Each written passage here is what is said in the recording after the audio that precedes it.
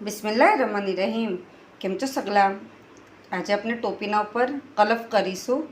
કલફ means કાંજી, કે આપણી ટોપી જે રહી છે એ નરમ રહી છે, આપણે વોશ કરીએ છીએ એના પછી નરમ થઈ જાય છે, તો આપણે એને પાછું કડક કેવી રીતના કરવાનું, એના ઉપર આપણે કલફ કેવી રીતના ચડાવી શકીએ છીએ, આજે મેં આપને બતાવીશ।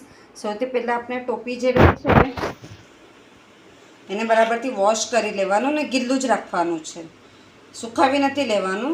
ગિલ્લાના અંદર જ આપણે કલફ કરીશું। કલફ કરવા વાસ્તે આપણે કોર્નસ્ટાર જોઈએ છે, કોર્નફ્લોર જેને કહેવાય છે એ લેવાનું છે, અને થોડું આપણે પાણી જોઈશે। ગેસના ઉપર આપણે જર્મનનું વાસણ મૂકવાનું છે, સ્ટીલ નથી લેવાનું, જર્મનનું લઈશું। એના અંદર આપણે હાફ કરતાં બી કમ થોડું પાણી એડ કરીએ છીએ। પાણી એડ કરી લીધું ને ધીમા ગેસ પર આપણે એને સ્ટાર્ટ કરી દેવાનું।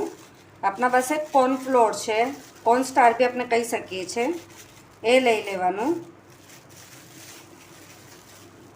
હમણાં એક જ ટોપીને મને કલફ કરવાની છે, એક ટોપી માટે, તો મેં ઓનલી થોડુંક જ લીધું છે, 1 સ્પૂન જેટલું લીધું છે, ને આપણે એને બરાબરથી મિક્સ કરવાનું કે કાંટા ના વળી જાય, ને છે તે એને આપણે ધીમા પર જ પકાવી લઈએ છીએ। કોર્નસ્ટાર આપણે અને પાણી બેને મિક્સ કરીને ધીમા પર પકાવવાનું, કે એક જ વારની ટોપીમાં 1 ચમચી કોર્નફ્લોર અને થોડું પાણી, એટલે 1/2 ગ્લાસ જેટલું પાણી લેવાનું, કે આપણે જે સ્ટાર છે એ જે આપણે બનાવીએ છીએ એક તરહનું લિક્વિડ, તો એકદમ પતલું બી ના રહેવું જોઈએ ને એકદમ જાડું બી ના રહેવું જોઈએ, કલફ આપણે બરાબરથી ચડી જવી એવી રીતના આપણે એને રેડી કરવાની છે। આપ જોઈ શકો છો કોર્નફ્લાવર આપણે બરાબરથી પકાવતા રહેવાનો, હાથ એક સરખો રાખવાનો।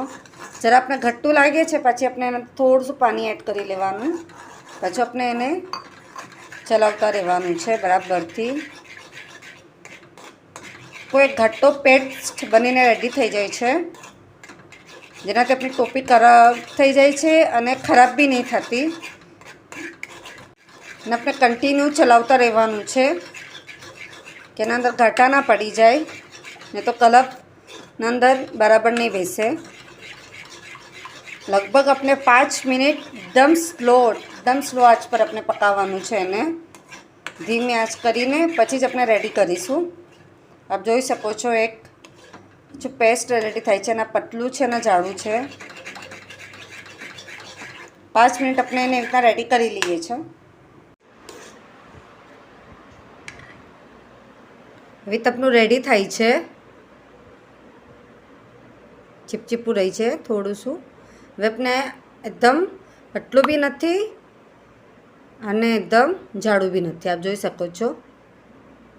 અને આપણે ટોપીના ઉપર થોડુંક ઠંડુ થવા દઈએ છીએ, એના પછી આપણે ટોપીના ઉપર બરાબરથી આવી રીતના હાથ ફેરવવાનું, દરેક બાજુ લાગવું જોઈએ, જેનાથી ટોપીના ઉપર શાઇનિંગ બી આવે છે અને કડક બી થઈ જાય છે।